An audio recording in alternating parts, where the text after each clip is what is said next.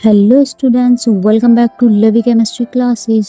तो कल की क्लास में हमने पार्ट ए में क्या पढ़ा था, क्या समझा था कि एटॉमिक ऑर्बिटल्स क्या होता है। न्यूक्लियस के चारों तरफ का वो 3D स्पेस जहाँ इलेक्ट्रॉन के मिलने की प्रोबेबिलिटी, इलेक्ट्रॉन के मिलने का चांस सबसे ज़्यादा होता है, यानी 90 से 95% तक होता है। तो आज की इस वीडियो में हम पढ़ेंगे इन ऑर्बिटल्स के शेप्स के बारे में। हमारे सिलेबस में 4 मेन टाइप्स के ऑर्बिटल्स होते हैं, एस, पी, डी और एफ ऑर्बिटल्स। ठीक है, तो चलिए एक एक करके सारे ऑर्बिटल्स को समझते हैं और वीडियो को लास्ट तक जरूर देखना, इजी वे में समझने के लिए। फर्स्ट इज एस ऑर्बिटल, पढ़ते हैं इसको। And S orbital is spherically symmetrical about the nucleus. In this orbital, there is an equal probability of finding the electron in any direction from the nucleus. All s atomic orbitals are similar in shape but different in size. Their size depends upon the number of the principal energy level. किसे denote करते principal energy level को, n से, small n से, to which they belong. अब देखते हैं difference between 1s and 2s orbitals. The electron in 2s orbital is farther away from the nucleus and has greater energy than the one in 1s orbital, since electron move in an orbital with a greater velocity. An orbital appears to be a charged cloud or probability cloud around the nucleus. ठीक है, आप shape देख सकते हैं। S orbital क्या होता है, spherically symmetrical होता है। उसकी शेप क्या होती है, ये सर्कल में होता है। साइज घटता बढ़ता रहता है, जैसे थोड़ा छोटा फिर उससे बड़ा, उससे बड़ा, यानी कि शेप वही रहेगी, साइज कुछ भी हो सकता है। ठीक है, जैसे कोई गोल बॉल हो, स्फेयर की तरह दिखती हो, जो इसका मतलब न्यूक्लियस से किसी भी डायरेक्शन में जाओ, इलेक्ट्रॉन के मिलने की प्रोबेबिलिटी हर तरफ एक बराबर ही होती है। ठीक है, साइज की बात करते हैं। जैसे प्रिंसिपल क्वांटम नंबर यानी स्मॉल n बढ़ता है, इनका साइज भी बढ़ता जाता है, इसलिए 2s ऑर्बिटल का साइज 1s ऑर्बिटल से बड़ा होता है और उसकी एनर्जी भी उससे ज्यादा होती है। ठीक है, अब देखते हैं orbital number 2, p orbitals. A p orbital is dumbbell shaped. It consists of two lobes that lie on either side of the nucleus and touch each other at the nucleus. Nodal plane देखते हैं. The plane passing through the nucleus where the probability of finding electrons is completely zero is called nodal plane.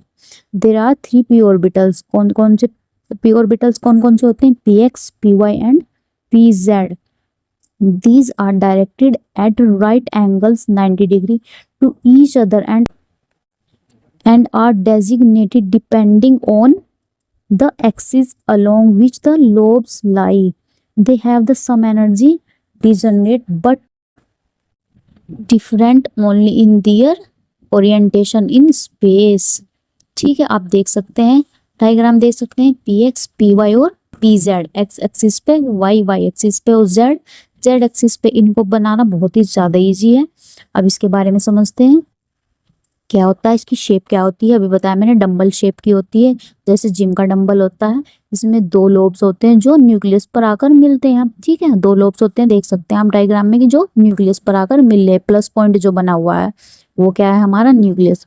Nodal plane की बात करते हैं, nucleus से गुजरने वाला एक ऐसा प्लेन, इमेजिनरी दीवार जो होती है जहाँ इलेक्ट्रॉन मिलने के चांस बिल्कुल 0% हो, उसे हम नोडल प्लेन कहते हैं। नोडल प्लेन आपने पढ़ा होगा।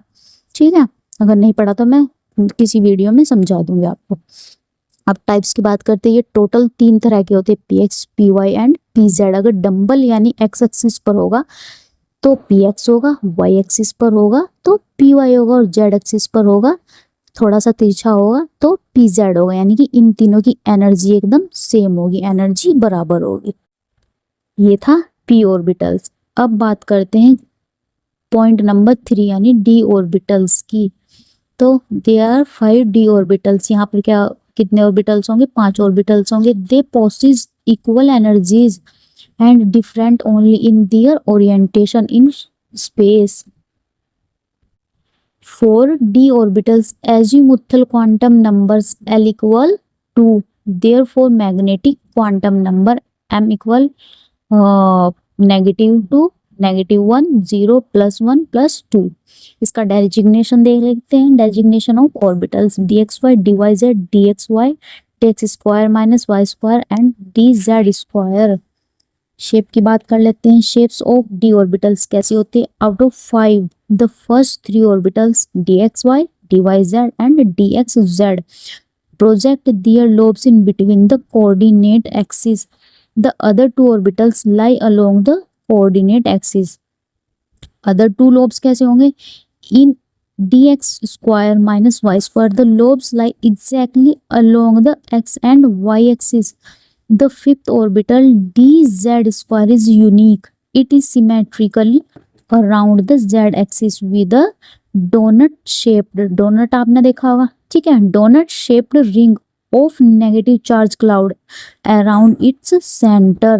The word d is d orbitals stand for diffuse। यानी कि जो d orbitals है, इसकी शेप की बात करते हैं। जो थर्ड पॉइंट है d orbitals, यानी कि इसकी शेप जनरली डबल डम्बल होती है, ठीक है, यानी 2 डम्बल एक साथ जोड़ देते हैं जो फूल टाइप का बन जाता है। ये डायग्राम में भी आप देख सकते हैं। इसका टाइप्स क्या होते हैं? टोटल 5 टाइप्स के होते हैं, 5 टाइप्स के होते हैं, dxy, dyz, dxz, dx square minus Y square और dz स्क्वायर। इन्हें बनाने की और याद रखने की एक इजी ट्रिक ये है कि सबसे पहले 3 बनाएंगे हम, ठीक है, dxy, dyz और dxz। इनके क्या होंगे? लोब्स जो होते हैं इनके एक्सिस के बीच में होते हैं, और बाकी जो dx square minus Y square और dz स्क्वायर होगा, इनके लोब्स क्या होंगे? एक्सिस के ऊपर यानी अलोंग द एक्सिस होते हैं। इसमें जो dz स्क्वायर होता है वो सबसे यूनिक होता है। इसमें एक ही डंबल होता है, आप स्क्रीन पर देख सकते हैं, इसमें एक ही डंबल है और बीच में एक डोनट यानी जलेबी जैसा राउंड रिंग होता है, ठीक है। आई होप कि आपको समझ आ रहा होगा सब कुछ। अब बात करते हैं 4th पॉइंट यानी f ऑर्बिटल्स की। f ऑर्बिटल्स क्या होता है? For f orbitals the azimuthal quantum numbers is L equal 3, therefore the magnetic quantum number has 7 values। जब मैं क्वांटम नंबर पढ़ाऊंगी तो आपको सब चीजें बताऊंगी इसमें। m equals -3, 2, -1, 0, +1, +2, +3। This means there are 7 types of f orbitals. The shape of f orbitals is highly complex and is known as diffused or a clover leaf या fundamental pattern or 8 lobes structure। The word f stand for fundamentals। अब इसको समझते हैं क्या है ये। तो बच्चों f ऑर्बिटल के लिए एजीमुथल क्वांटम नंबर L की जो वैल्यू है वो 3 होती है, इसलिए टोटल कितने होते हैं? 7 ऑर्बिटल्स होते हैं। माइनस में 3 वैल्यू हुई, प्लस में 3 वैल्यू हुई और एक क्या हुआ? 0। तो टोटल कितने ऑर्बिटल्स हुए? 7 ऑर्बिटल्स। इनकी शेप बहुत ही क्या होती है? कॉम्प्लेक्स होती है, डिफ्यूज होती है, ठीक है, जिसमें 8 लोब्स होते हैं। इसके 3D स्ट्रक्चर को हम पेपर पर ड्रॉ नहीं कर सकते, बड़ी मुश्किल से होता है, ठीक है, इसलिए एग्जाम में इसका डायग्राम बनाने को भी नहीं आता, बस आपको इसका नाम और नंबर याद रखने हैं। आई होप कि आपको शेप्स ऑफ एटॉमिक ऑर्बिटल्स अच्छे से समझ आ गया होगा। अगर आपको उसके नोट्स चाहिए तो आप मुझे कमेंट कर सकते हैं या फिर वीडियो से स्क्रीनशॉट भी ले सकते हैं। वैसे तो जब मैं आपको पढ़ाती हूँ तो आप वहीं से साथ के साथ पेन और पेंसिल लेकर बैठ जाइए, कॉपी लेकर, नोटबुक लेकर बैठ जाइए, वहीं से आप साथ साथ लिखते रहिए और समझते रहिए।